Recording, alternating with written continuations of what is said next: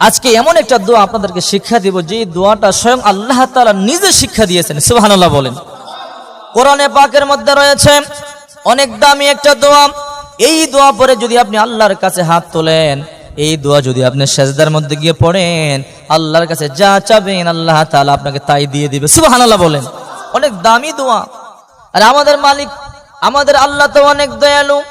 বিশ্বনবী মুহাম্মদুর রাসূলুল্লাহ সাল্লাল্লাহু আলাইহি ওয়াসাল্লাম বলেন, শেষ রাত্রিতে আল্লাহ তাআলা দুনিয়ার প্রথম আকাশের মধ্যে চলে আসেন।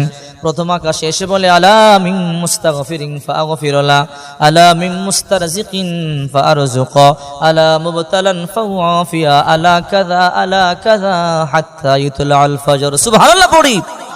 শেষ রাত্রিতে আল্লাহ তাআলা প্রথম আকাশে এসে সারা পৃথিবীর সমস্ত বান্দা বান্দীদেরকে আল্লাহ তাআলা ডাকতে থাকেন আর বলেন, ও আমার বান্দা বান্দীরা,